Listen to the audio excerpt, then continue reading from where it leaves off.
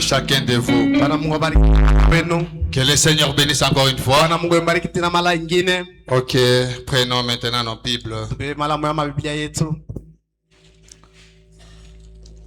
Nous allons lire Genèse chapitre 4.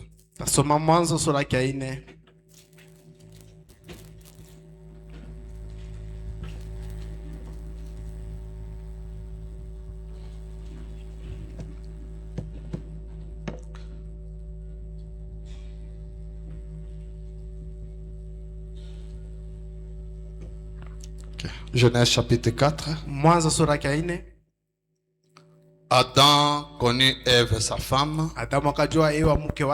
Elle conçut et enfanta Caïn et elle dit: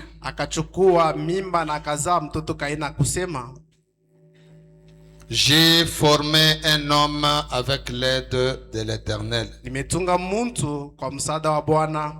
Et l'enfantant encore son frère Abel. Abel fut berger et Caïn fut laboureur. Au bout de quelque temps, Caïn fit à l'Éternel une offrande des fruits de la terre.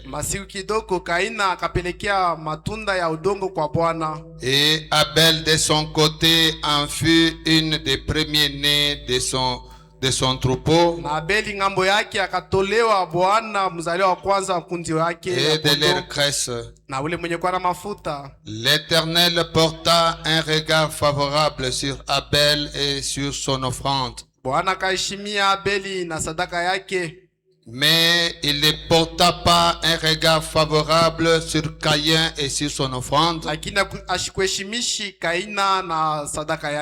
Caïn fut très irrité et son visage fut abattu. Et l'Éternel dit à Caïn: pourquoi es-tu irrité? Et pourquoi ton visage est-il abattu?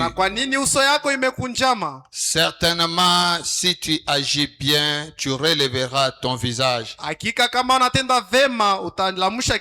Et si tu agis mal, le péché se couche à ta porte. Et ses désirs se portent vers toi. Mais toi, domine sur lui. Que Dieu bénisse sa parole. Pouvez-vous rasseoir. Merveilleux Père, Dieu trois fois saint, nous venons de lire ta parole. Viens nous oindre, viens oindre l'interprète, viens oindre toute la congrégation, ô Dieu, pour que les paroles qui sortiront de cette chair ne soient pas des paroles des hommes ou des pensées des hommes, mais que ce soit ta parole à toi. Nous croyons, Seigneur, que dans ta parole il y a tout. Quand nous l'avalons, c'est toi, Dieu, que nous avons avalé, ô grand Dieu. Alors nous demandons ces peu de mots au nom de Jésus-Christ. Amen. Amen. Que le Seigneur bénisse encore une fois. Nous continuons notre sujet que nous avions commencé le dimanche. La révélation, fondement du paiement des dîmes et des offrandes. Nous avons vu depuis le dimanche que la révélation dans ce que nous faisons a une importance très capitale. Et nous avons vu que Caïn était venu offrir aussi à Dieu. Et Abel est venu aussi offrir à Dieu. Tous avaient leurs offrandes.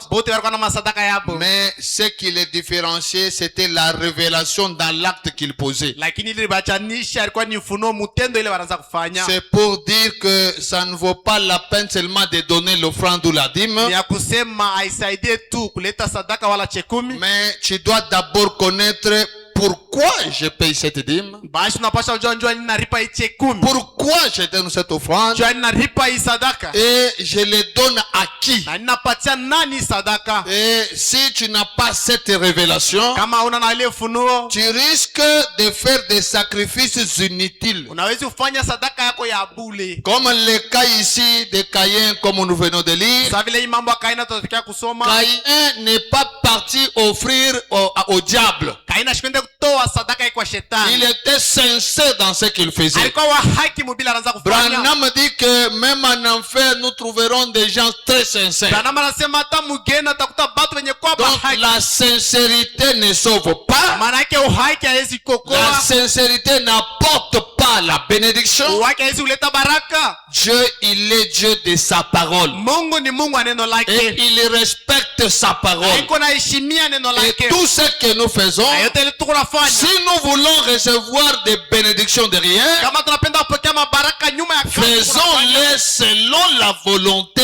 de Dieu. tuifanye kufuatana na mapenzi ya Si nous Mungu. le faisons selon notre volonté, Kama tunaifanya kufuatana na mapenzi yetu, et c'est une peine perdue. lakini ni mateso ya Au bure. lieu que tu sois béni par ce que tu fais, Kuliko wewe barikiwe na ile kunafanya, tu peux même être maudit à cause de ce que tu as fait pour Dieu. unaweza hata kulaniwa na bila ulifanyisha Mungu. C'est pourquoi frère Branham a même prêché un sermon qu'il a intitulé Ndio kwa maana ndugu Branham rubiri mahubiri Rita, Rendre un service à Dieu mais en dehors de sa volonté. tumikia Mungu kazi lakini nje ya mapenzi Donc yake. tu peux rendre service à Dieu, Unaweza tumikia Mungu kazi, mais Dieu n'est pas dans la chose. lakini Mungu ashina mwile Tu kazi peux kunafanya. donner des dîmes, Unaweza leta mache mais 10, Dieu n'est pas dans la chose. lakini Mungu ashina mwile Tu cha 10 peux donner même des offrandes, unaweza toa hata masadaka, mais Dieu n'est pas dans la chose. lakini Mungu ashina mwile sadaka. Nous avons vu une autre fois Tuliona tena mara nyingine comment la Bible nous dit namna gani Biblia qu'un inasema chrétien ne peut pas venir à l'église main vide. Mkristo asheze kwa kanisa bila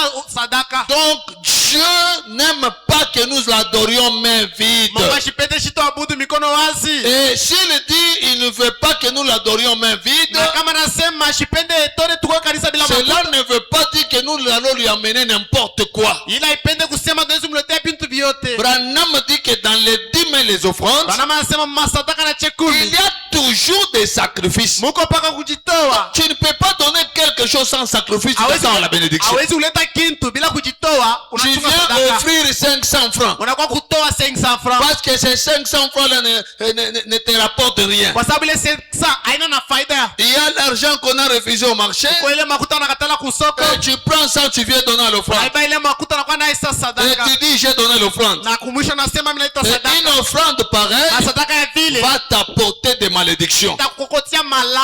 si, quand tu le fais là, Wakati unaifanya tu le fais parce que tu n'as pas la révélation unafanya vile kwa sababu unaona de ufunuo. ce que tu es en train de faire. Ya kile unafanya. Si tu as la révélation, Kama yuko na ufunuo, tu ne feras pas ce que tu fais là. hautafanya vile. Frère Branham dit ceci, Tuko anasema hivi, nous sommes dans la prédication, tuko ndani ya mahubiri. voir Dieu. Kona Mungu. Prêché le 29 novembre 1959. Inaubria le 29 Novembre 1959.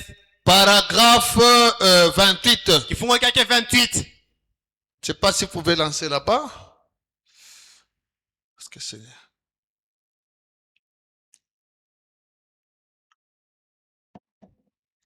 Ok, frère Branham dit ceci. Ndugu mwa anasema hivi, Vous savez, mwe mnajua mon avis est le suivant. kuona kwangu kuko hivi. La vie de frère Branham. Kuona kwa ndugu Branham, Mon avis est le suivant. kuona kwangu kuko hivi. Un membre d'église, Mwe memba wa kanisa, sa première obligation, mapasho yake ya kwanza c'est de donner sa dîme et ses offrandes. ni kuleta sadaka yake na chekumi yake. Si tu es membre d'une église quelque part, Kama yuko mwe memba wa kanisa fasi moya, tu as l'obligation wewe yuko na mapasho de payer des dîmes, ya kulipa chekumi de yako, payer des ya offrandes. kulipa masadaka yako. Un membre d'église, sa première obligation, Memba wa kanisa kazi yake ya kwanza c'est de donner sa dîme et ses offrandes. ni kuleta sadaka yake na chekumi yake, C'est de soutenir son ni église. kusaidia kanisa yake. Si vous êtes membre de ces belles églises qui sont représentées ici, Kama yuko memba wa makanisa mzuri yenyewe barishimamia hapa, Soutenez votre église. Msaidie kanisa yenu. C'est votre premier devoir envers Dieu. Ndio mapasho yenu ya kwanza mbele ya Mungu. Apportez votre dîme et vos offrandes à la maison du trésor. Mulete machekumi yenu na masadaka yenu mu nyumba ya Bwana. Et la maison du trésor, Nyumba ya Bwana. vous savez certainement ce que c'est. Munajua maana yayo. C'est là où vous recevez votre nourriture. Ni pale mwe mnapokea chakula yenu. Et j'aime que ça reste imprimé. Mimi napenda hii bakie ndani yenu. Parce que des fois nous confondons Sasa yetu tunachanganisha vitu. le pasteur et la maison du trésor. Mchungaji na nyumba ya mwenye Oh, mali. j'ai choisi mon pasteur, il est moi Jikayembe. Nina chakula mchungaji C'est lui wa mon pasteur. yeye ndio mchungaji La wangu. parole ne vous dit pas Neno iseme que vous devez aller payer la dîme dans le pasteur que tu as choisi. hawezi kwenda kulipa chekumi kwa mchungaji ule Mais chakula. pour Dieu, Juu ya Mungu. le dîme et les offrandes, vous les amenez à la maison du trésor. Machekumi na masadaka munaipeleka mnyumba Là où mwenye vous mali. mangez la nourriture. Pale mkuna kula chakula. Apportez votre dîme et vos offrandes à la maison du trésor. Mulete machakumi na masadaka mnyumba mwenye Et mali. la maison du trésor, vous savez certainement ce que c'est. Na nyumba mwenye mali mnajua ni nini? C'est là où vous recevez votre nourriture. Ndio pale mnapokea chakula yenu. C'est donc là où vous recevez votre nourriture spirituelle. Ndio pale Mungu anapokea chakula ina kiroho. Et votre obligation vis-à-vis de votre église Na mapasho yako mbele ya kanisa yako. est non d'un évangéliste comme moi. Hapana mpasha indili Samia. Là, c'est Branham lui-même qui parle. Ni Branham mwenyewe kuna sema Que cette obligation-là, mapashwa ce n'est pas envers un évangéliste. haina kwa mpasha indili. C'est envers Dieu. Ni mbele ya Mungu. C'est Dieu qui te Ni dit, Mungu anakuambia quand on te donne le pain et le vin, wakati anakupatia mkate na tu vinyo dois payer la dîme. unapaswa kulipa chekumi. Il n'a pas dit non, quand tu as choisi un pasteur, Asikusema wakati unachakula tu mchungaji dois lui payer la dîme. unapaswa Ah, kulipa chekumi. Hapana. quand tu manges, Wakati unakula si le même pasteur te nourrit kama ule mchungaji mmoja mmoja et anakurisha il te donne le na vin, anakupatia mvinyo, il a le droit à ça. eko na mapasho yule sadaka yako na C'est ça la parole de Dieu. njoo neno la Et Mungu. regardez même Caïn et Abel, Wanataka aina na Abeli ils étaient partis aussi offrir. na baba anaenda kutoa Donc l'offrande et le dîme c'est obligatoire. sadaka na chekumi ni mapasho ya Je kila pense que mtu. ça doit être dans Dieu mal compris. Mimi nawazia inawezi kuwa mahubiri Mungu banamuelewa Quelqu'un mbaya. est venu poser la question à Frère Branham. Mtu mwana kwa kuuliza ndugu Branham. Frère Branham, Ndugu Branham. est-ce qu'un chrétien qui ne paye pas sa dîme peut aller au ciel? Eti Mkristo mwenye ashiripe chekumi yake anaweza kwenda kumbingu. Branham dit, Branham anasema je crois qu'un chrétien paye la dîme. Branham anajibu naamini ya kusema Mkristo analipaka Il n'a chekumi. pas voulu dire non, non, il n'ira pas. Ashikupende Il kutakatisha a sema seulement nitaenda. répondu que moi je crois qu'un chrétien paye la dîme. Lakini alijibu naamini ya kusema Mkristo Maintenant, analipaka posez la chekumi. question, un chrétien qui ne paye pas la dîme. Sasa muulize ule Mkristo ashiripake chekumi. Donc, si tu es chrétien, Kama uko Mkristo pour Branham, tu payes des dîmes. juu ya Branham unapaswa kulipa chekumi Même yako. nous, les pasteurs, nous avons l'obligation de payer des dîmes. Hata sheba ubiri wachungaji tuko na mapasho ya kulipa chekumi. Malheureusement, nous avons de ceux qui ne payent jamais leurs dîmes. Kwa ole tuko na wachungaji wengine balipake chekumi yabo. Il y en a qui ne payent même pas les dîmes des dîmes. Kuko wengine balipate chekumi la chekumi. Mais lui, il bouffe seulement, c'est fini. Yeye anakula biote kunaisha. Il pense que ce sont les autres qui ont l'obligation. Yeye anaweza ni bengine beko na mapasho ya kulipa Lui chekumi. n'a pas d'obligation. Lakini ana na mapasho Si ya kulipa même chekumi. Caïn payait la dîme, Kama taka haina lipa chekumi. que dire d'un chrétien? Sasa tutasema je njoo Mkristo. Donc, nous devons tous payer des dîmes. Shivote napasha kulipa chekumi. Et les dîmes là, Na ile chekumi écoutez Frère Branham, mshike ndugu Branham. il dit ceci. Anasema hivi.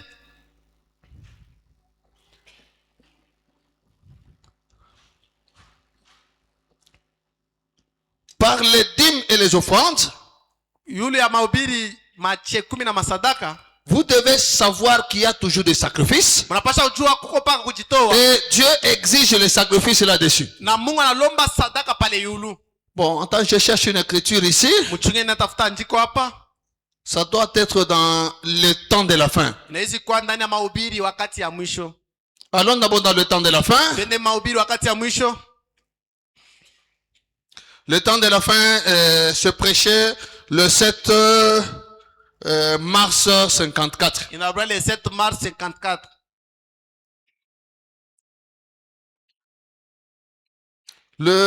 Les dîmes et les offrandes, Masadaka na chekumi on ne donne pas n'importe comment. abalete namna yoyote. En donnant, nous devons savoir, nous devons donner comment, Mkuleta tunapasha kujua tunapasha kuleta je, et nous devons donner.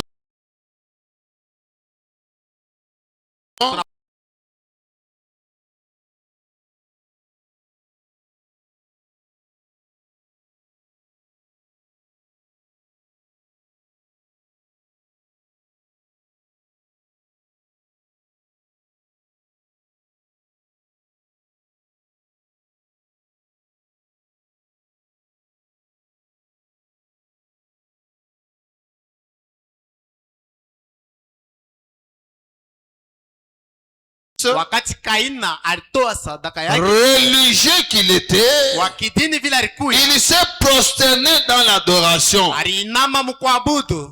Quant à être fondamentaliste, Vile alikuwa mtu wa misingi, il était aussi fondamentaliste dans sa religion kabyle. alikuwa naye mtu wa misingi mjina lake kuliko Kabeli. Vous parlez du fondamentalisme, hein? Huko nasema yule abantu wa misingi. Branham dit, Branham anasema Dieu exige l'adoration. Mungu Exige. analomba kuabudu. Et Caïn a adoré. Na Kaina na yeye abudu. Branham dit, Branham anasema quand tu viens à l'église, tu ne donnes pas l'offrande, wakati unakuwa kanisa ulete sadaka yako, ton adoration n'est pas complète. kuabudu kwako akwenee. Maman, amen. Bamama msema amina. C'est Branham qui le dit. Ni Branham anasema. Vous parlez du fondamentaliste. Wewe unasema yule Dieu exige l'adoration. Mungu analomba kuabudu. Caïn a adoré. Kaina na yeye abudu. Dieu exige un sacrifice. Mungu analomba Amen. kujitoa. Amina. Dieu Mungu exige un sacrifice. analomba kujitoa. Pas quelque chose que tu fais, il n'y a pas de sacrifice. Hakuna kitu kenye kunafanya bila kujitoa. Il faut qu'il y ait un peu de sacrifice, Unapaswa kujitoa. que tu sentes quelque part. Shika kufasi moya. En tout cas, vraiment, j'ai consenti quelque Hapa chose. binauma sana, mimi nafanya Dieu exige un sacrifice. Mungu analomba kujitoa. Caïn a offert un sacrifice. Kaina alileta sadaka. Mais Lakini il l'a fait de la mauvaise façon. alifanya mnamna mubaya. Eh bien, nous allons commencer par ici, Hapa tuanzie hapa. car je vois que mon temps est avancé. Sasa mimi naona wakati wangu Donc, shakwenda. même Caïn Hata Kaina a consenti des sacrifices. na alijitoa. On est ensemble. Tuko pamoja.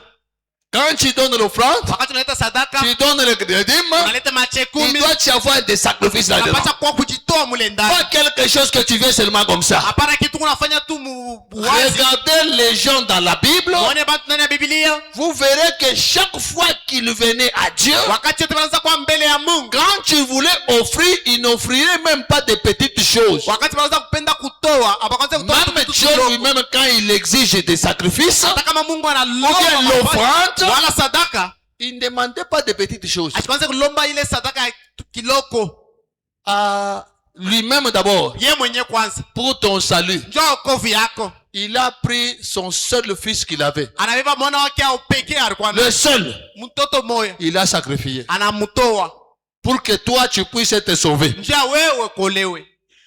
Mais toi, tu veux devenir John Charit Lakini wewe unapenda kwa John Shariti sans sacrifice, bila kujitoa. en donnant les offrandes de 500 francs. Kuleta masadaka ya 500 francs. Je serai John Charit Takuya John parce que Shariti. je paie des offrandes de 500 francs. Lipa mache 10 yangu. Les kama dîmes, 500 francs. tu donnes comme tu veux. Mache 10 kunaleta vile Quand unapenda. tu payes des dîmes comme tu veux, Sasa vile kama unalipa mache 10 vile unapenda. tu n'es pas différent de Caïn. Wewe wachane na Kaina. Caïn aussi a payé comme il voulait. Na Kaina lipa che 10 yake Mais vile nous alipenda. n'avons pas l'obligation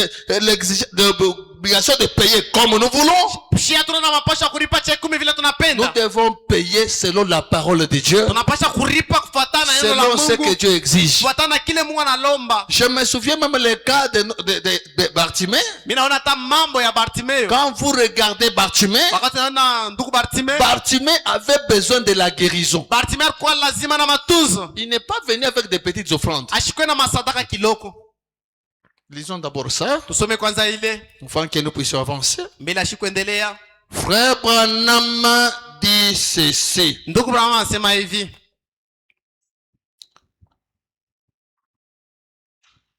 C'est dans la prédication, ni ndani ya mahubiri, la foi qui a été transmise, la foi qui a été transmise aux saints. imani yenye barambukiza kwa batakatifu. Prêché le 29 novembre. Inahubiriwa le 29 Novembre. Le 29 novembre 1953. Le 29 novembre 1953. Lancez un peu là-bas que nous puissions lire ensemble.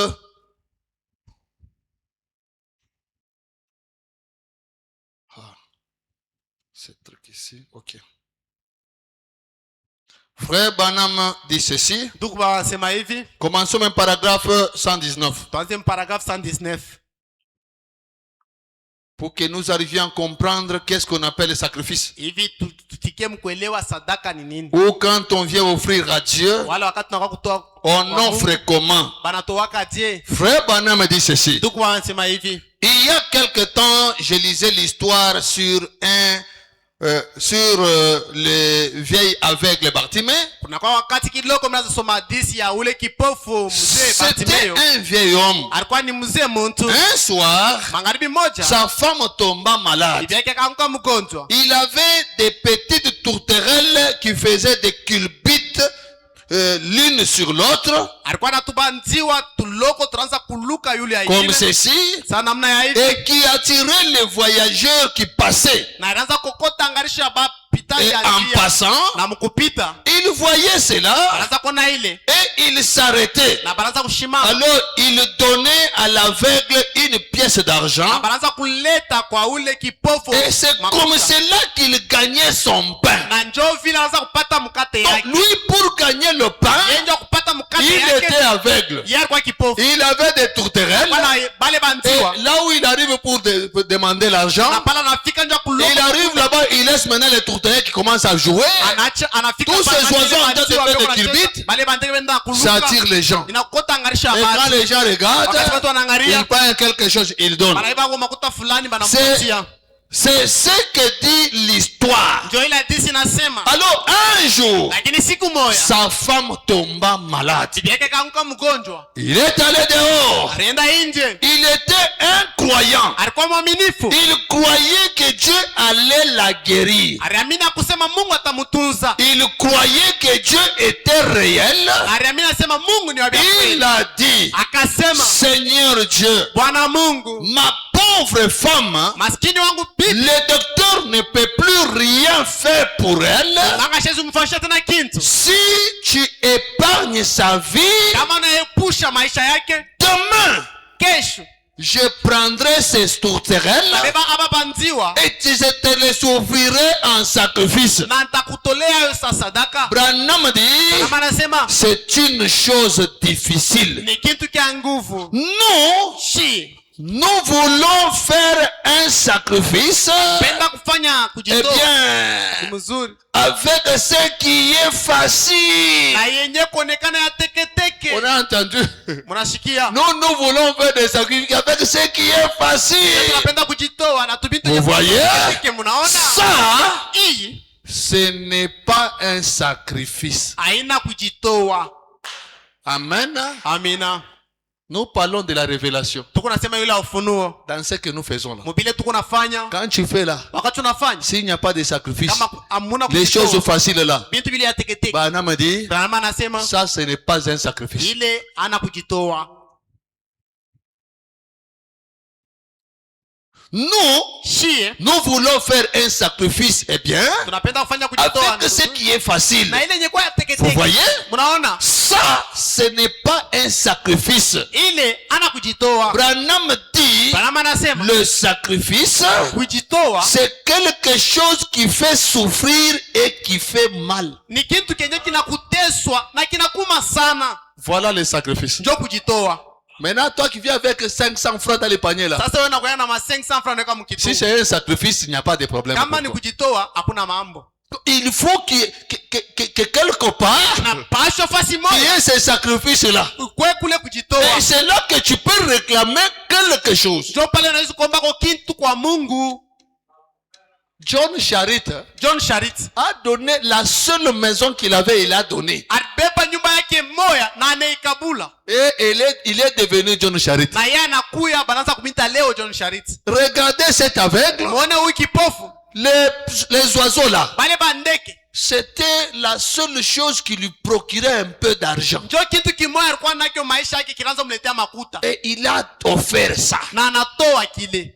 Et Dieu a vu ce sacrifice. Na Mungu anaona ile kujitoa. Et pour Dieu, il exige les sacrifices comme ça. Na njia ya Mungu analomba kujitoa kwa vile. Regardez dans la Bible, vous verrez que tous les chrétiens, pour avoir les bénédictions, ils ont eu à sacrifier quelque chose. Muone mu Biblia baaminifu bote ndio kupata baraka ya balanzo kutoa kwa kintu. Branham dit que le diable c'est un imitateur. Branham anasema shetani ni wa kufuatilishana. Même les gens qui vont chez le diable, Hata bale watu nenda kwa shetani. on va lui dire unyofuri paka buibiako. Donne-moi seulement ta femme. Il ne va pas te demander au capelé qui a mangé mon nom. Aita kulomba sio ndo katafuta. Si tu as un enfant qui est déjà fou, kama kuna mtoto mwenye kwa mazimu. comme tu exiges le sacrifice, je t'offre cet enfant qui est fou. Ah oui, hapana, oui, hapana. Unalomba damu ni kupachata hiki ya majimu kyangu hapana. Il va refuser. Ule mfumo il va chercher l'enfant que tu aimes beaucoup là. Atatafuta ule mtoto unapendaka Paka sana. uju. Paka huyo anamshonta. Même chez Dieu, c'est la même chose. Hata kwa Mungu ndio vile. Ne vous attendez pas à prospérer sans sacrifice. Jamais. Usichunge kuendelea bila kujitoa hapana. Même Pierre, hata Petelo, il a rencontré quelqu'un qui n'avait même pas de souliers. alikutana na mtu ashikuwa hata na bilato. Il prêche la parole. Anahubiri neno. Il prêche la parole. Anahubiri neno. Quand Pierre a cru, Wakati Petelo anaamini, il lui dit abandonne tout. ule Suis-moi. mtu anamwambia acha vyote unifuate. Pierre, abandonne tout. Acha vyote Et uko nayo. Branham dit que c'est au moment où les affaires de Pierre prospéraient. Na Branham anasema ni wakati ile biashara Petelo anaanza kuendelea sana. Il a pêché beaucoup de poissons dans le filet. Analoba masamaki mingi. Mais il voit quelqu'un sans souliers, sans habits. Bila bilato, bila manguo. Il vient lui dire abandonne tout sur moi. Anakuwa kumfuata na mwambia acha vyote. Pierre n'a pas raisonné, il va manger comment? Petelo ashikuwaze pale yule atakula Il je. a tout sacrifié.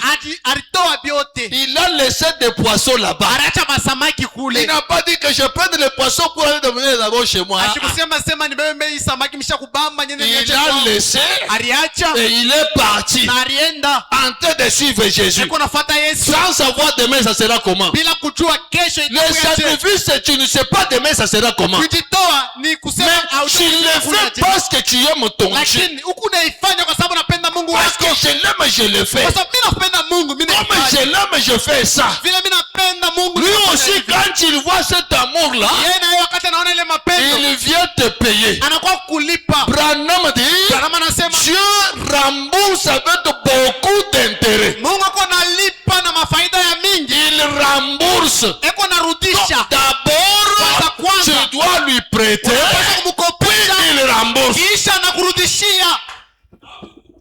Mais toi, tu n'as pas prêté. Tu t'attends qu'on te rembourse. On va te rembourser comment? Batakurudishia je? Pierre, Petelo, il a suivi.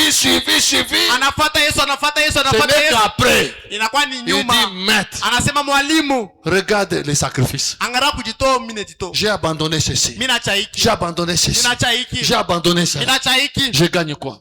Tapatia monini. Toi, tu veux devenir John Charit, Biaboul. Wewe unapenda kwa John Charit mumpepo tu Sans argent, sans rien payer. bila Pape, makuta, John Charit. bila kuripa chikintu. Parce que le pasteur a dit, j'ai créé des John Charit. Kwa sababu mchungaji anasema naomba ba John Charit Il y misa. a des gens qui sont dans les critères de devenir John Charit. Iko patu benye kwa mustari ya kwa ba John Et Charit. quand pasteur crée des John Charit, Wakati mchungaji anaomba ba John Charit, je fais que ces gens-là deviennent des John Charit. Mungu anafanya bale batu banakuwa ba John Charit. Branham dit, derrière chaque sacrifice, il y a une bénédiction. Branham anasema nyuma ya kujitoa kote kuko sadaka. Continuez de voir avec l'histoire de Bartimée ici. Tuendelee na hadithi ya Bartimeo. Il dit ceci. Anasema hivi,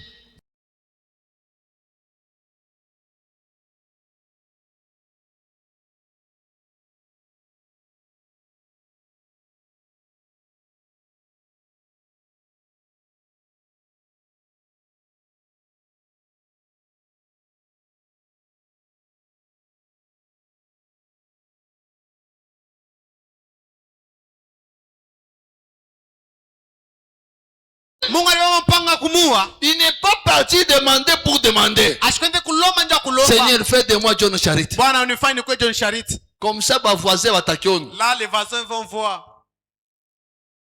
On ne trompe pas Dieu. Abalandake Mungu. Il voit pourquoi tu demandes de l'argent là. Eko naona njuu ya nini uko naomba makuta. Quel est l'objectif? Kifukuzio kyako ni Mais kanini. quand Dieu avait décidé de tuer Ézéchias, Wakati Mungu alipewa mpango ya kuwa Ezekias. Ézéchias est allé vers Dieu. Ezekias enda mbele ya Mungu. Il a dit, Anasema, Seigneur, Bwana, accorde-moi encore 15 ans. unipatie kote na miaka makumi moja. Parce que Kwa sababu je n'ai pas terminé la construction de ton temple. shia maliza majengo ya hekalo yako. Dieu a vu son intérêt dans ce qu'on a demandé. Mungu aliona faida yake mubile Ezekias. Oh non, la prière change même la pensée de Dieu. Oh, maombi kunabadilisha tawala. Oui! Ndio. Si Dieu trouve son intérêt, Kama Mungu anaona faida muile maombi. il faut être capable de convaincre Dieu. Unapaswa kuwa na uwezo wa kushinda Mungu. Quand tu le convaincs, Unamshinda. lui-même balance Yeye mwenyewe anaweka pa kipimo. entre manquer l'argent et avoir l'argent. Kati ya kukosa makuta na kupata Qu'est-ce makuta. qu'il peut trouver de mieux? Ni kinini anaweza kuona kizuri. C'est là qu'il peut changer sa pensée. Ndio pale anaweza kubadilisha Pas wazo tu viens yake. seulement donner-moi l'argent, papa. Donnez-moi l'argent. Baba unipatie makuta, baba unipatie makuta. Je gagne quoi dans ça? Nitapatia mo nini Mais mwile. regarde, aujourd'hui, nous voulons construire le temple. Angalia leo tunapenda kujenga misa. C'est pourquoi j'ai toujours dit à Dieu, Kama mimi naambiaka Mungu, Seigneur, Bwana, nous voulons construire le temple. tunapenda kujenga hekalu. Les enfants n'ont pas l'argent. Watoto wako kwa barabara. Place l'argent dans les poches Weka makuta pour que mifuko nous yako. puissions te construire le temple. Hivi tukujenge kanisa. Donc, je le fais voir son intérêt. Niko namuonesha faida yake mule ndani. Bien que nous avons aussi d'intérêt. Hein? Hata vile na shito una faida mwile maombi. Parce que quand tu vas donner l'argent, Sasa wakati wewe utaleta nous makuta, allons construire le temple. tutajenga hekalu. On va aussi acheter des beaux souliers. Na shito utauza bilato bizuri. Mais je ne lui présente pas mes souliers. Lakini mimi simuoneshe bilato vyangu Mais je nitauza. lui présente son temple. Lakini mimi namuonesha kanisa yake. C'est comme ça que Dieu change. Ndio vile Mungu kuna badilisha wazo Quand yake. Dieu voit qu'il va gagner quelque chose. Wakati Mungu anaona mwile maombi yako atapatia Un jour, dans la main des enfants d'Israël, siku moja mumwenende watu wa Israeli ils ont mal agi. balitenda mubaya. Dieu s'est fâché. Mungu alishirika. Il est descendu. Anashuka. Il a dit à Moïse, Anaambia Musa, Moïse, Musa, je vais tuer tout le monde. taua watu pote. Dans la colère, Mkasirani. Moïse commence la prière. Ha, Musa anaanza maombi. Seigneur, Bwana, ils ont mal fait. vya kweli balifanya mubaya. Église, Kanisa, dans la prière, hein, ndani ya maombi, sachez convaincre Dieu. mjue ko kuhakikishia Mungu. Comme je vous ai toujours dit, Sasa vile nilimwambiaka, donnez-moi de belles occasions pour lesquelles je puisse prier. munipatie kwa mabati mzuri nianze Quand kumiombea. je dois parler là, Wakati mimi naanza kusema, que je sache je vais dire quoi à Dieu. nijue Mungu nitamwambia nini. Comme mon frère qui interprète ici. Sasa huyu ndugu S'il anatafsiri est malade, kama yuko mgonjwa. Seigneur, Bwana, qui va interpréter? nani atatafsiri tena? Maintenant, regarde, il est malade. Sasa angalia yuko mgonjwa. Frère Amici, il doit prêcher quelque Ndugu part. Hamisi anapasha kuhubiri fasi moja. Papa Ambroise, il est à la porte. Papa Ambroise yako pa Tu ne mlango. trouves pas que c'est mieux que tu puisses le guérir? Aona sema ni ya faida sana mtunze. Donc, je trouve des belles mots à donner à Dieu Mina- pour le convaincre. Mimi napata mamisemo mzuri ya kupatia Mungu ndio kumhakikisha. Pourquoi? Juu ya nini? Il a consenti des sacrifices. Na yeye alijitoa. Ce sont des sacrifices. Ni kujitoa. On ne les paye pas pour ça. Aba muripie hii. Mais ce sont des sacrifices. Lakini kujitoa. Moïse Musa dit à Dieu, anaambia Mungu, Seigneur, Bwana, c'est vrai, ils ont mal fait. ni vya kweli walifanya mubaya. Tu peux les tuer. Unaweza kubaua. Mais Seigneur, Bwana, qu'est-ce que ces Égyptiens diront? sasa bale batu wa Misri batasema nini? Ils vont dire que toi ici, Batasema wewe Mungu, tu as été incapable de les amener dans la terre promise. akwe na uwezo wa kuwapeleka mwinchi ya malako. Si tu les tues, c'est comme ça qu'ils vont dire. Kama wewe ni baua babatu, ndio hilo ba Misri batasema. Moïse, Ah, Musa, tu as raison. ya kweli kuna Je ne sheria. tue pas. Shite baua tena mimi naacha. La prière Maombi change la pensée de Dieu iko nabadilisha wazo ya si Mungu. tu sais le convaincre. Kama najua kumhakikishia.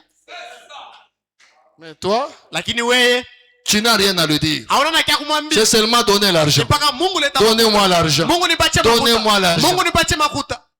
Et quand tu as des problèmes dans les affaires, wakati kuna mambo ya Seigneur, viens biashara, bénir les affaires. Bwana kuya ubariki biashara yangu. Ce n'est pas comme ça compris. Haina vile beko naomba. Commence par donner des dîmes pour tes affaires là. Anza kwanza kuleta machekumi. Les jours qu'il y aura des difficultés, kule magumi tangia tu sauras comment convaincre Dieu. pale utajua mamisemo mzuri ya kwambia Mungu. Seigneur, Bwana, akakakaji, le travail ici, chokeni na kupelekea chini ma offrande. c'est là où même je tire mon offrande. Nanza kwenda tu kwa église, sina offrande. Et je commence à partir à tout. l'église seulement sans offrande, toi-même regarde seulement. Nanza kwenda pas offrande. Ah, je pense seulement à l'église sans offrande. Nafika kwa église banasema ne venez pas les mains vides. J'arrive à l'église, mimi kwa vite. c'est bon, ushukwe mikono wazi. Lakini mishina na kitu. Lui-même verra l'intérêt de te donner l'argent. Yeye mwenyewe ataona faida ya kupatia makuta. Cet aveugle. Ule kipofu. Continuons d'abord. Tuendelee kwanza. Le lendemain matin, Kesho yake asubuhi, sa femme était guérie. bibi yake alitunziwa. Il a pris les tourterelles Alibeba ile bandeki wala et bandiwa il les a offertes. na alibatoa. Il est rapporté qu'il avait une petite fille blonde d'environ 8 ans. Il est raconté Akaanza kubadilishia qu'il avait une petite fille kama alikuwa na binti wake d'environ 8 ans. mwenye alikuwa na miaka 8. Il ne l'avait jamais vu de sa vie. Ashiamonaka maisha yake. Il était aveugle. Yeye alikuwa kipofu. Cette fille est tombée malade. Ule binti anaanguka mgonjwa. Alors il est sorti et il a prié cette nuit-là. Naye alitoka tena na lomba bule usiku. Il a dit, Alisema, Seigneur, Bwana, si tu guéris ma petite fille kama tena natunza huyu binti et wako que tu ne la laisses pas mourir, na aumwache huyu binti anakufa, je t'offrirai mon... takutowea. Il avait un agneau. Alikuwa na mwana kondoo. Branham dit, Branham anasema de nos jours, siku ya leo les gens sont conduits par un chien batu banabaongoza kupitia qui imbwa. conduit les aveugles. Ikunaongoza À babipofu. cette époque-là, Ule wakati c'était un agneau qui conduisait les aveugles. ilikuwa ni mwana kondoo anaanza kuongoza kipofu. Alors, il avait un petit agneau qui le conduisait jusqu'à la porte. Yeye alikuwa na mwana kondoo anaanza kumuongoza mpaka Et kumlango. alors, il s'arrêta et attachait l'agneau. Ndio pala alishimama na funga ule mwana Alors, kondoo. il a dit, Na anasema, Seigneur, Bwana, si tu guéris ma petite fille kama unatunza huyu binti wangu et que tu ne la laisses pas mourir, na umwache huyu binti anakufa, oh Dieu, Mungu, demain, kesho je t'offrirai mon agneau. takutolea tena huyu mwana Eh kondoo. bien, Ni mzuri. le lendemain matin, Kesho yake asubuhi sa petite fille était guérie. binti wake alitunziwa. Dieu l'a guérie. Mungu alimtunza. Alors, Ndio pale le voilà qui monte. yeye ule tena anaanza kupanda. Église, Kanisa, la Bible dit,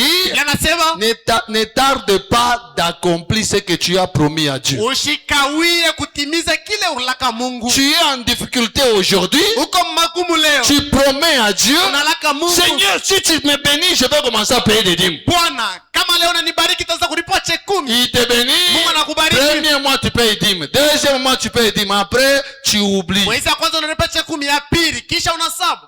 La Bible dit, on ne se moque pas de Dieu. Biblia nasema abachekele yake Mais Mungu. cet aveugle, Lakini huyu kipofu il a promis alilaka et il exécute. na anatimiza bila alisema. L'histoire dit que Caïphe, Hadithi nasema Kaifa, le souverain sacrificateur, ule mkwani mkubwa, s'est tenu là et a dit, alisimama pale na kusema, les gens montaient pour faire des sacrifices. watu wanaanza kupanda njoo kwenda kufanya sadaka yabo. Caïphe a dit, Kaifa alisema, où vas-tu aveugle Bartimée? wewe kipofu Bartimeo huko nenda wapi? Il a dit, Akasema, oh souverain sacrificateur, oh mkwani mkubwa, je vais offrir mon agneau. mimi nenda kutoa mwana kondoo wangu. Jéhovah Dieu a guéri ma fille hier soir. Yehova Mungu alitunza binti wangu. Je lui avais promis mon agneau. Milimulaka huyu mwana kondoo. Oh, a-t-il dit avec le Bartimée, Oh, ule mkwani alisema, tu ne peux pas offrir cet agneau. hawezi kutoa huyu mwana kondoo. Il a dit, Alisema, je vais te donner de l'argent pour t'acheter un agneau takupatia makuta uuze mwana kondoo chez ceux mwingine. qui en vendent, Mimi najua bengo na yushisha, chez ceux qui en vendent. babale beko na ushisha.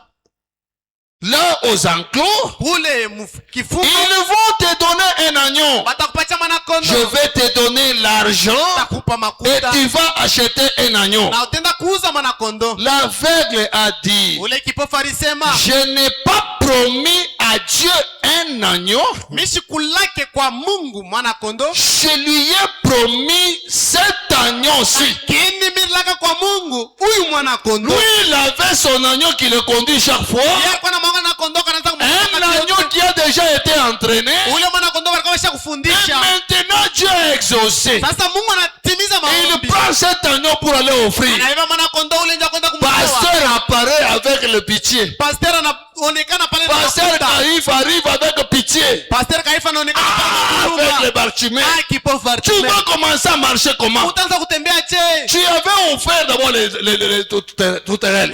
Kwanza ulitoa Mais bandike. maintenant l'agneau, Sasa unakuwa kutoa mwana kondo. ça va se passer comment? Sasa vitakuya je? Bon, je te comprends. Mimi nakuelewa. Je te donne l'argent. Mimi nakupatia makuta. Tu achètes un autre agneau. Uende uuze mwana kondo Tu mwingine. vas offrir. Ukwe umutoe. Comme l'agneau que tu as déjà entraîné. Hein? Sasa vile huyu mwana kondo uko naye basha Reste avec kufundisha. ça. Bakia na huyu mwana kondo. Mais lui atakusaidia. s'est souvenu de sa promesse. Lakini yeye alikumbuka malako yake. Église, n'oublie jamais de ce que tu as donné comme promesse à ton Dieu. Kanisa ushisabwe kamwe malako ulipatia Mungu. Ne le corrige pas. Na ushinyoloshe. Ne le modifie pas.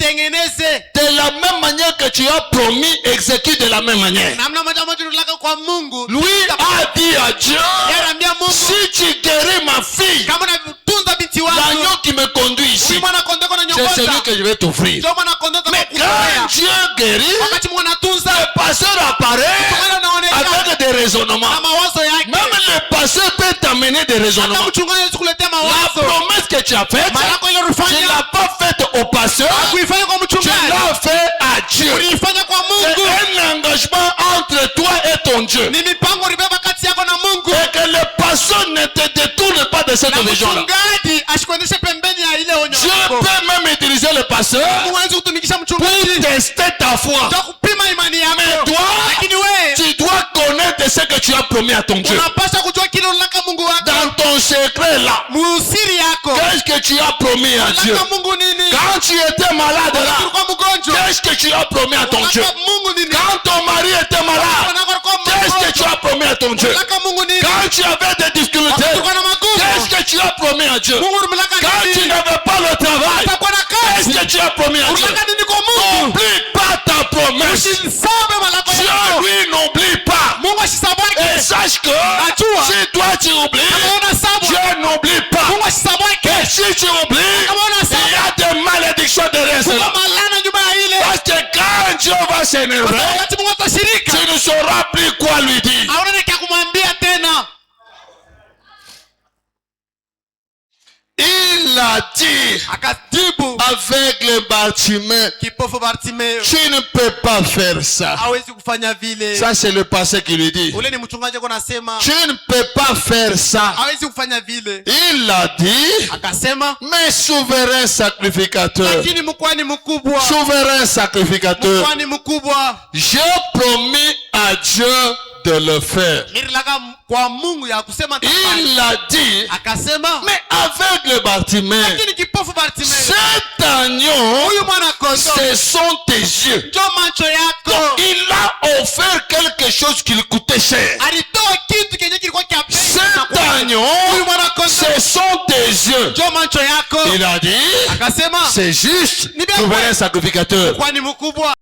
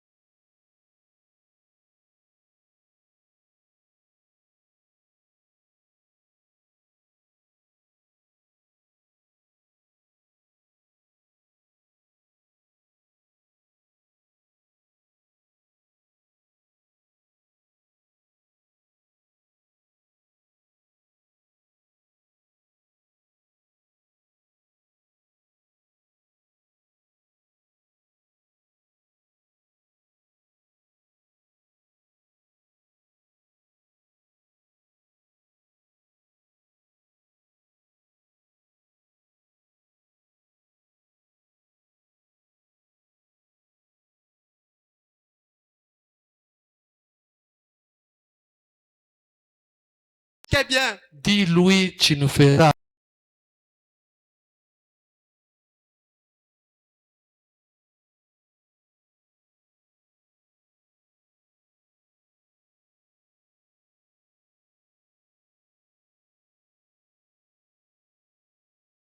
Fara.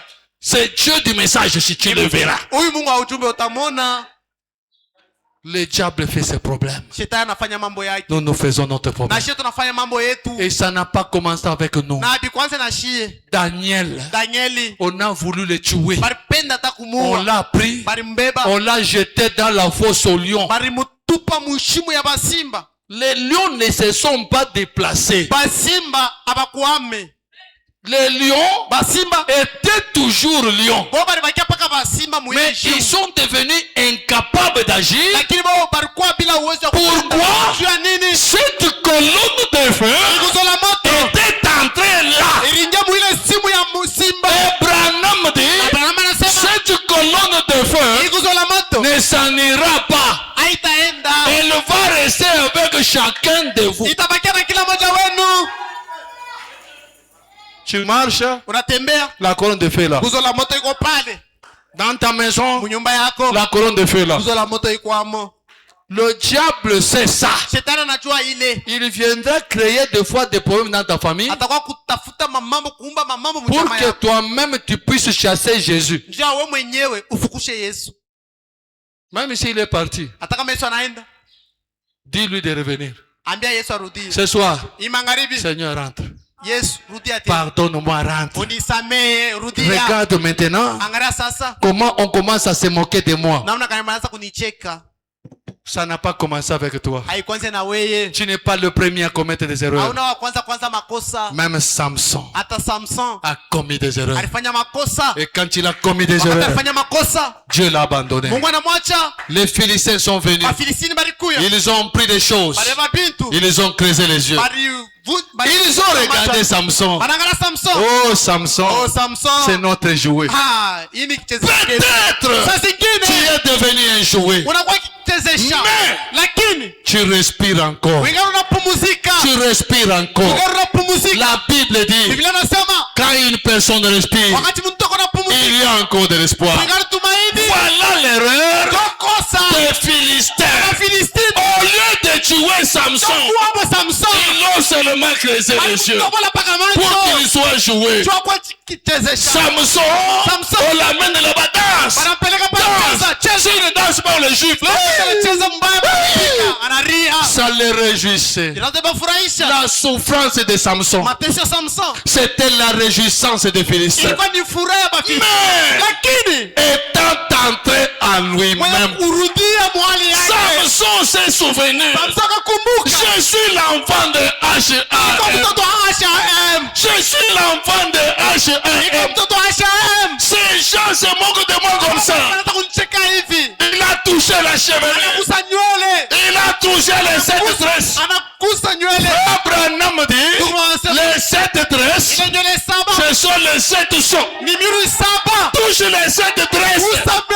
Touche les 7 tresses. Et quand il a touché, il a dit, Seigneur, Seigneur, encore une fois, Seigneur. Et ce soir, encore une fois, Seigneur. Il est encore vivant. Même la Bible dit, si mon peuple sur qui est invoqué mon nom s'humilie et revient à moi, je l'exaucerai du haut des cieux. Quand tu reviens à Dieu, Dieu va t'accepter. C'est lui qui a dit, venez à moi tel que vous êtes, avec vos fardeaux, amenez à Jésus. Et lui, il est la solution. Il est la solution. Et en priant, na mkuomba tu dois savoir quoi dire à Dieu. unapaswa ujue kia wewe kuambia kwa Mungu. L'aveugle Bartimée Kipofu Bartimayo savait quoi dire à Dieu. alijua kia kuambia Mungu. Samson Samson savait quoi dire à alijua Dieu. kia kuambia Mungu. Ézéchias Ezekias savait quoi dire à Dieu. alijua kia kuambia kwa Mungu. Même les gens qui sont allés vers Pierre. Hata watu wanaleta mbele ya Pierre. Petelo. Dorcas est mort. Dorcas anakufa. Nous avons besoin qu'il soit ressuscité. Kwa lazima afufuke. Regarde l'habit que je porte. Angalia ngumi shakuvala. C'est lui. Yeye ndio Même alishona. à cause de ses habits. Hata hii Ressuscite-le. hata njoo hii ngo mfufule. Même le chef des centeniers. Hata ule mkubwa wa akida Il a réclamé. analomba Non, guérissez mon serviteur. amtuse kwa mtumishi wangu. Les gens, l'église est allée vers Jésus. Kanisa inaenda kwa Yesu. Il est allé vers Jésus. Inaenda kwa Yesu. Seigneur, Bwana, cet homme c'est un païen, oui. huyu mtu ni mpagano. Il a un serviteur malade. Eko na mtumishi wake mgonjwa. Il mérite Anastahili qu'il soit guéri. atunziwe Parce que kwa sababu c'est lui qui a construit ce temple. hii ekalo huko naona yeye ndio alijenga. Un païen, Mpagano, mpagano qui n'avait rien d'Israël. ashiko na mambo. Mais quand il a vu qu'on a commencé à construire le temple, Wakati anasema anaanza kujenga il est hekalu. venu contribuer. Naenda kwa kuchanga makuta yake. Mais toi, Lakini wewe ton propre temple, tu ne contribues pas. hekalo yako yawe kuingia au jengi. Quand nous sommes arrivés ici, Wakati tulifika hapa, juste pour mettre la toiture, ndio kuleta kufanya tu il malaka. y a une famille qui est quelque part ici, il est venu nous donner des tôles. Kuko jamaa moja iko fashi fulani hapa ilikuwa kutupatia Il y malaka. a déjà même des passants qui venaient donner des sacs de ciment. Kuko hata watu wakupita mundia wasa kwa kuleta mifuko ya simama. Même quand nous étions de l'autre côté Hata watu là-bas, kwa ile ngambo quand hapi. on a commencé à construire, Wakati tunaanza kujenga, il y a déjà des fois qui passaient même sur la route. kuko hata watu wanaanza kupita mundia. Ils passent dans le véhicule, Wanapita ils mugari. regardent, ni église, batabenak. Kanisa Abantu. Il descend $50, vous contribuez. Et il est parti. anashuka anachanga na yeye makuta yake mjengi. Qui le connaît? Naye anamjua. Personne. Hakuna tamu anamjua. Seul Dieu le connaît. Mpaka Mungu ndiye anamjua. Tes sacrifices là, Kujitoa kwako. faut pas penser que passer connaît ou ne connaît pas. C'est pas ça un problème. Usijue sema mchungaji anajua wala hapana. Même ce que tu fais dans le secret. Hata ile unafanya ndani ya siri. Moi, je peux ne pas connaître. Mie shezi hata kujua. Mais Dieu le connaît. Lakini Mungu yeye mwenyewe anajua. Tu dois savoir ce que tu fais Unapata kujua kile uko unafanya. et pourquoi tu le fais. Najua nini uko unafanya Et vile. quand tu le fais, Wakati unaifanya, il faut savoir quoi donner à Dieu. inapasha kujua nini utaambia Mungu. Tu lui donnes Kile utampatia quand Mungu. il y a des sacrifices. Wakati- Il faut que tu sentes quelque chose. Wakati kujitoa na inapasha usikie kitu kimoja. Il faut qu'il y ait un peu de sacrifice. Napasha kwa kujitoa. Écoutez la Bible. Ushike Biblia. Souviens d'une écriture ici. Nakumbuka andiko hapa. Dieu, on ne le sert pas de n'importe quelle manière. Mungu amtumikia namna ile unayoona. Si tu veux le servir, kama unapenda kumtumikia, il faut qu'il y ait des sacrifices. inapasha kujitoa. Et tous les gens, Na bantu bote allons dans l'Ancien Testament. tende mwagano la kale. Dans 1 Corinthiens, 1 Chronique. Mu 1 Chronique 1 Chronique chapitre 20. sura ya 21. 1 Chronique chapitre 21. 1 Chronique sura ya 21. Ça c'est frère David. Huyu ni ndugu Daudi. David voulait offrir à Dieu. Alipenda kutoa naye kwa Mungu. Il voulait offrir à Dieu. Écoutez. Kutoa kwa Mungu, mshikie. 1 Chronique chapitre 21. 1 Chronique chapitre 21. Je pense que ça doit être le verset à peu près 20 ou quelque chose là-bas. Vérifions à partir de là. La Bible dit ceci. Biblia inasema hivi.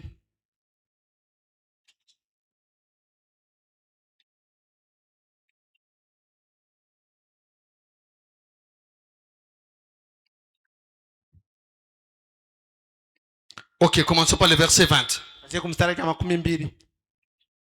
Orman se retourna et vit l'ange. Orana akageuka na kuona malaika. Et ses quatre fils se cachèrent avec lui. Na watoto wake 4 wakajificha pamoja naye. Il voulait alors du froment. Pale wanaanza kufanya mafroma. Verset 21. Mstari kama 12 na Lorsque David arriva auprès d'Ornan, wakati Daudi alifika mbele ya Ornan. Ornan regarda Ornan akangalia. et il aperçut David. Akaona Daudi. Puis il sortit de l'air Kisha katoka pale. et se prosternant devant David, Na akainama mbele ya Daudi. le visage contre terre. Uso nyekunja pabulongo. David dit à Ornan, Daudi akaambia Ornan, cède-moi l'emplacement de l'air pour que j'y bâtisse un hôtel à l'Éternel. unifanyishie kwa matengenezo ya mzuri njuni, Non, unipatie kwa sa mashamba. unipatie kwa hii mashamba njuni jenge hekalo ya wamilele, Afin que la plaie se retire de dessus le peuple. hivi bilonda bitikokote yulu ya taifa.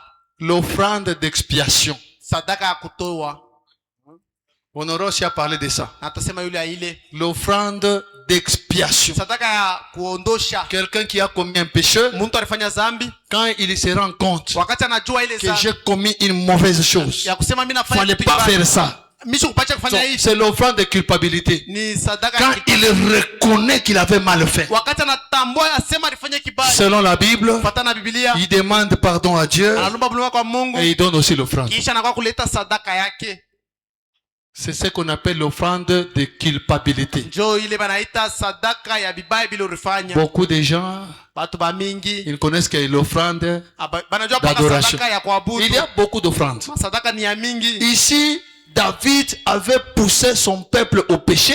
Daudi alisukuma taifa yake kufanya zambi, On l'a conseillé, il n'a pas compris. alimshauria Et quand les gens ont persévéré dans cette voie, watu baliendelea mwile njia, Dieu est descendu, il a frappé. Mungu alishuka na pika na bilonda. David a imploré la grâce. Daudi alilomba neema, Dieu a demandé, Dieu a pardonné. Mungu anasamea. Et David, Na Daudi selon la loi de Moïse, patana na sheria ya il Musa devait maintenant donner l'offrande. alipasha sasa kuleta C'est là sadaka. qu'il est parti maintenant voir Arnan. Njoo pala anaenda kuona Arnan, Donne-moi ce terrain unipatie ifasi que je puisse offrir à Dieu nitoe kwa Mungu, pour que Dieu puisse ôter cela. juu Mungu atoshe. David dit à Ornan, Daudi akaambia Ornan, cède-moi l'emplacement de l'air pour que j'y bâtisse un hôtel à l'Éternel. nipatie kwa ifasi njuu nijenge hekalo njoo wa milele. Cède-le-moi contre sa valeur en argent, Unipatie yo kubei yayo kumakuta, afin que la plaie se retire de dessus le peuple. hivi bilonda bitoke yulu ya taifa.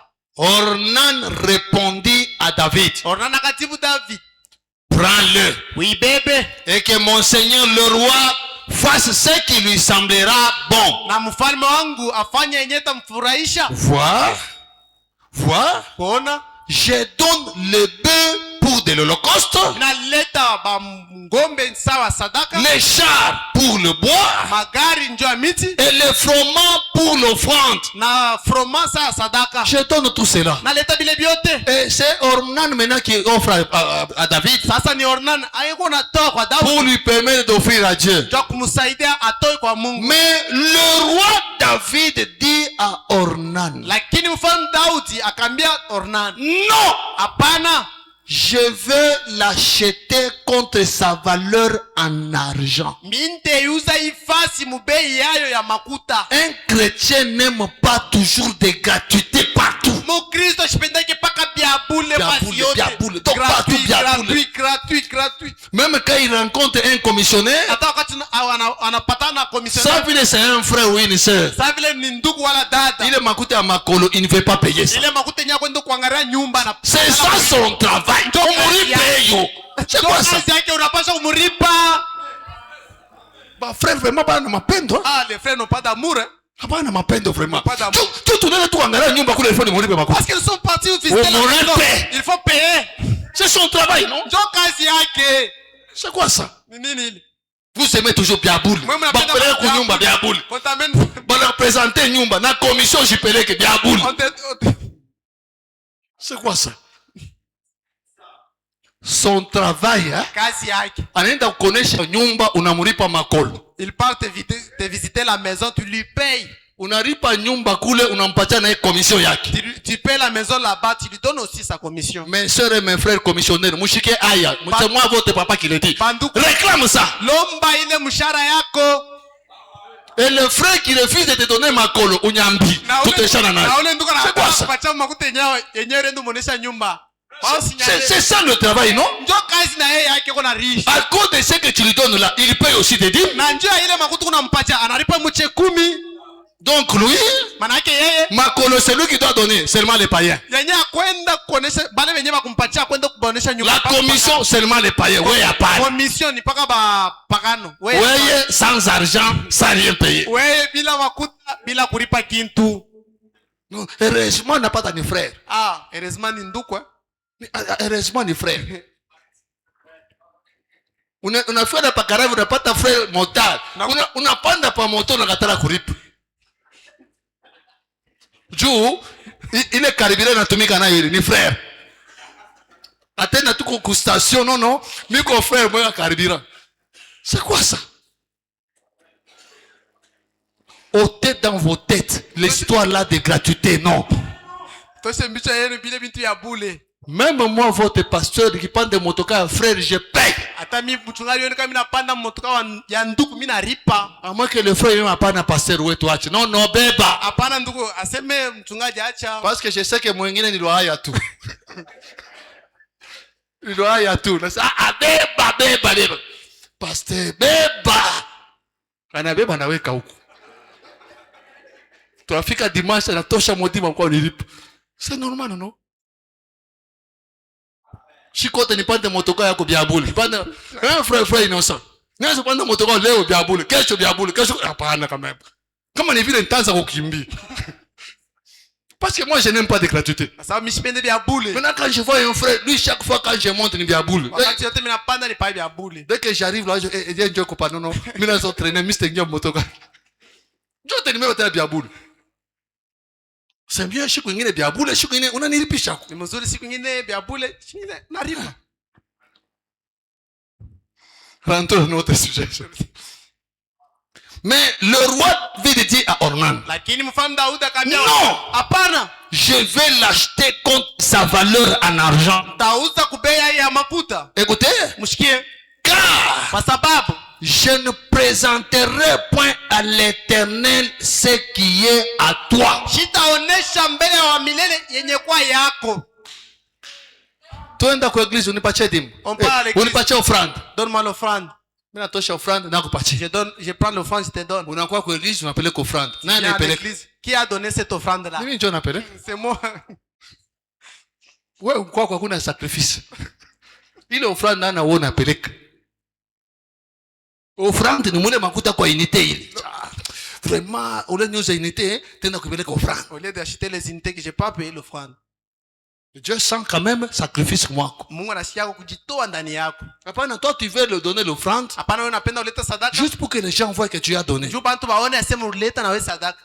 Mais tu as donné, oui. Ndio unaleta. Quand Dieu veut bénir, il te bénit pas toi. Wakati Mungu anapenda kubariki, asikubariki wewe. Anabariki ule alikupatia hayo. Anabariki mwenyewe alikupatia kule kwenye ulomba. Tenda kwa église pas que. Je n'ai pas offrande. Je dois passer à l'église comme ça. Donne-moi l'offrande. Frères et sœurs, quand mtu anasema vile kuna yumupe. Sasa kupelekea offrande. Oh mupe, anakupelekea offrande. Nous parlons des choses profondes. Des choses profondes. Mais nous allons dans des termes simples pour que chacun puisse bien comprendre. La vie de refuge ici. Car je ne présenterai point à l'Éternel ce qui est à toi.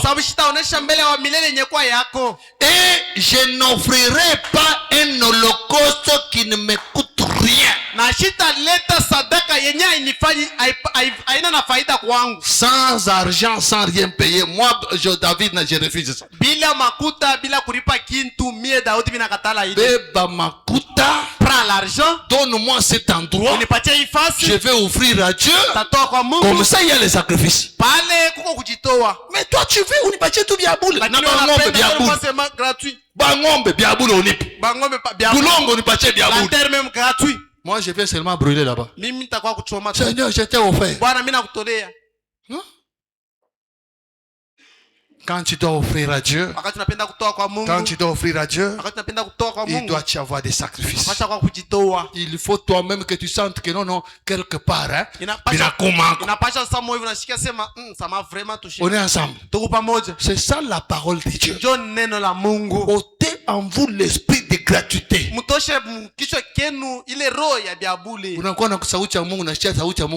Tu viens à l'église, tu écoutes la parole de Dieu gratuit. Jésus a payé pour ton âme là. Yesu alipa ndio nafsi yako. Tu nafsi yako ende kumbingu. Pour que ton âme puisse partir au ciel. Quand on parle de sans argent, sans rien payer, Tunasema bila makuta bila kuuza kintu. c'est le salut, la vie éternelle et sans argent, sans rien payer. Ni wokovu bila uzima wa milele bila makuta bila kulipa kintu. Vous pensez que ces ampoules ça s'allume boule? Mnaweza sema hii ampuli inawaka yo yenyewe. C'est l'affaire d'argent. Ni mambo ya makuta. Que les administrateurs commencent à me dire non pasteur, ombatu Mungu mampuli waki. Non. Mchungaji kiba kwese mchungaji comme tu es pasteur, plus seulement les ampoules vont s'allumer. Ce n'est pas ça. Ana vile. Kule ni mambo ya makuta. Là c'est le problème d'argent. C'est pourquoi Branham me dit que l'évangile marche avec l'argent. Kwa maana Branham alisema endili iko natembea na makuta. Maintenant, quand toi tu viens là, sache que je dois apporter quelque chose pour la bonne marche de l'église. Toi tu viens seulement. Unasikia sauti ya Mungu kisha wala Mungu unaenda. Kesho kitu unarudia et après un temps, kisha wakati moya unaona ma micro bipite bien. Tu vois les micros ça ne passe pas bien. Administrateur vraiment, il va y cajata. Ces administrateurs ne savent pas comment travailler. C'est comme il y a ces hommes là. Iko sa kobatu. Il veut partir au travail, laisse à sa femme 2000 francs. Et la femme là part se débrouiller, il achète des fêtes. Il part circuler chez un frère. Il a trouvé cette sœur là, elle a bien préparé. Et ce frère là revient chez lui, dit cette femme elle connaît bien préparé. Il lui avait donné 2000 francs. Même bien manger, ça coûte l'argent. Ça coûte l'argent. Mais toi, tu veux bien manger sans payer. Sans argent, sans rien payer. Bila makuta, bila kuripa kintu. Que tu puisses bien manger. Sans payer. Bila kuripa kintu. Oh. Si tu veux bien manger, tu as aussi beaucoup d'argent. Tu arrives au marché, tu achètes tes habits, ou pas à 3000 francs. Tu as seulement les 3000 francs. Mon enda mango à $50. Ah, il dit qu'on fait ça. Mon pacha tout à 3000 francs. Non. Apana. Couvoir bien, c'est l'argent. Porter bien, c'est bien, c'est l'argent. Manger bien, c'est l'argent. Tout demande de l'argent. Mais la vie éternelle, il y a bien boule. D'ailleurs, même la vie éternelle, il y a bien boule. La vie éternelle, il n'y a pas déjà. On est ensemble. Les choses de la vie éternelle, on a déjà payé le prix. Le salut, on a déjà payé le prix. La guérison, on a déjà payé le prix. Mais John Charita. Kwa John Charita pana bayaripa. Ila bayaripa. Basha kupacha principe kwa lipa dîme bakubariki. Principe pour que Dieu puisse te bénir. Ne cherche pas à frauder. Usitafute kuibia. Bon, lisons juste une écriture. Some-toi andiko moya. Frère Branham dit ceci. Dans la prédication, la foi c'est notre victoire. Imani ni ushindi yetu. C'est prêcher. Attends un peu, je cherche la date.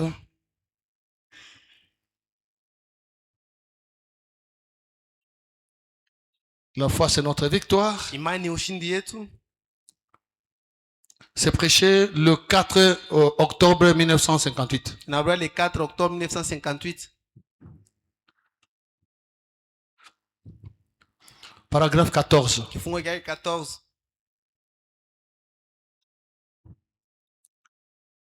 Si on peut lancer là-bas, qu'on essaie un peu de voir.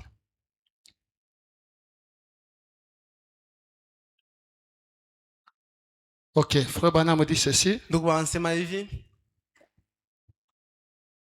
Ok. Il dit, il n'en est ainsi de la vie humaine. Vous ne pouvez pas violer les règles des jeux de la vie et espérer gagner. On est ensemble. Donc, dans la vie, il y a des règles de la vie. Si je prends ça, je jette en haut. que je sois païen, que je sois chrétien, ça va tomber par terre. Parce qu'il y a une loi que Dieu a placée. Si tu payes des dîmes, tu donnes des offrandes, que tu sois païen, que tu sois chrétien, tu seras béni pour ça. La fête des dîmes et des offrandes, ce n'est pas seulement des chrétiens, non, même des païens qui donnent, ils sont bénis.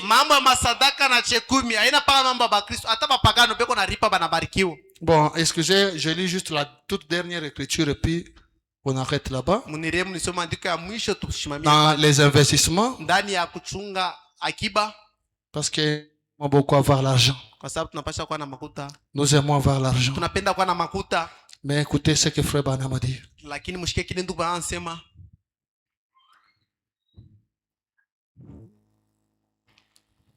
Sans argent, sans rien payer. Mon biote sans argent. Dans tout, biote sans argent. Tu veux même porter les beaux habits sans argent, sans rien payer. Toi, tu ne donnes jamais.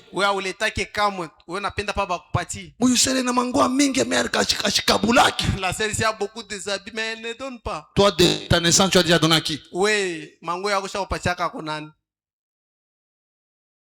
ok, paragraphe 225. Font 225. Oh là là, la date, hein? 3 août 63. 3 août 63. Nous lisons juste cette écriture. Et on va arrêter là-bas. La volonté parfaite de Frère Branham. 225. Paragraphe 225. On lit la volonté parfaite de Frère Branham.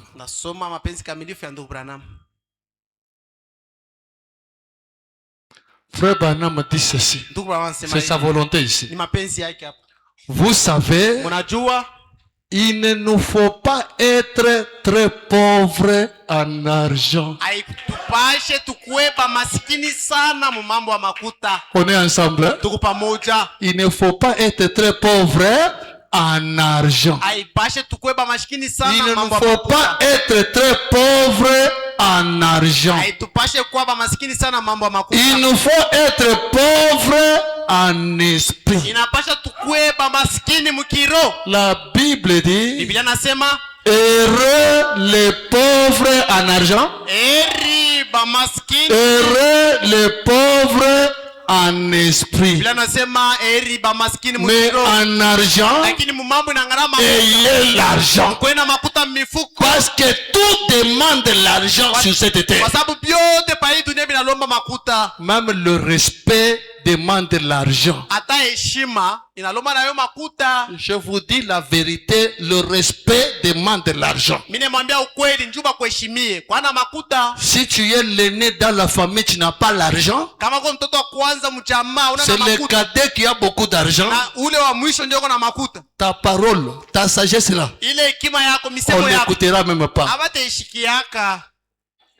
On n'écoutera pas.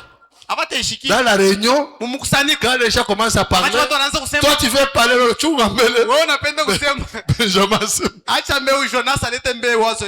et quand Benjamin parle, tu veux ajouter, non, achète déjà qu'il y a bien.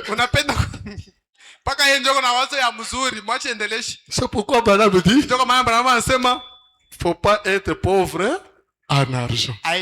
Que le Seigneur vous bénisse.